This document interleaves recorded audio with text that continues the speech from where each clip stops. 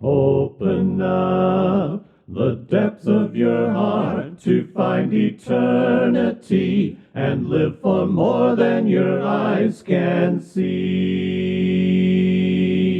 Give God the glory for all eternity.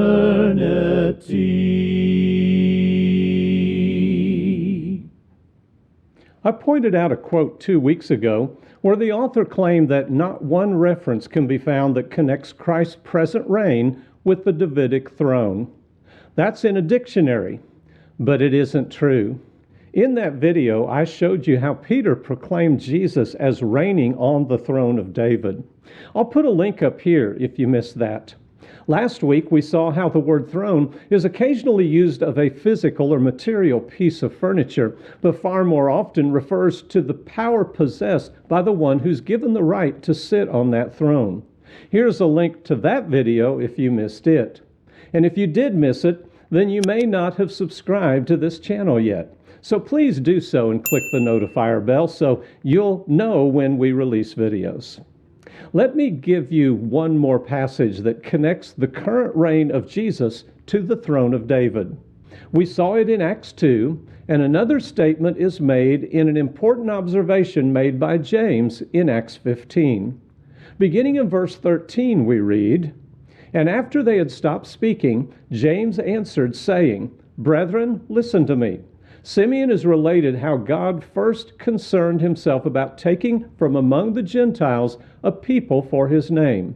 And with this, the words of the prophets agree, just as it is written, After these things I will return, and I will rebuild the tabernacle of David which is fallen, and I will rebuild its ruins, and I will restore it, in order that the rest of mankind may seek the Lord, and all the Gentiles who are called by my name, saith the Lord, who makes these things known from of old.'" This meeting in Jerusalem is determining that the Gentiles may be heirs of salvation without being circumcised. In other words, without being bound by the Old Testament law of Moses. James quotes from Amos 9, verses 11 and 12. Rebuilding the house or tabernacle of David and restoring it must have already been fulfilled for the argument in Acts 15 to be valid. If James is quoting a passage that had not been fulfilled, it would have no validity for the question at hand.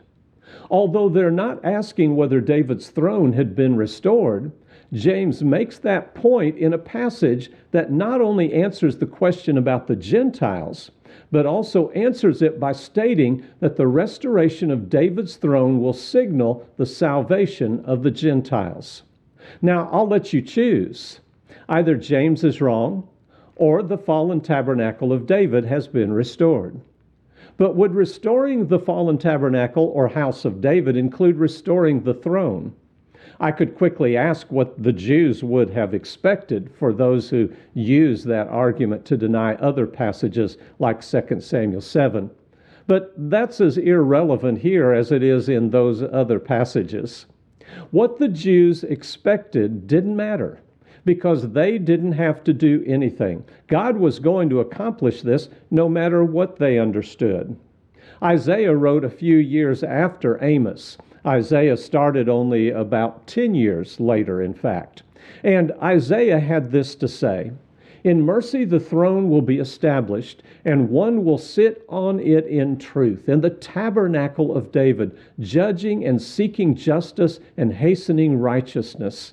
That's in Isaiah 16 and verse 5.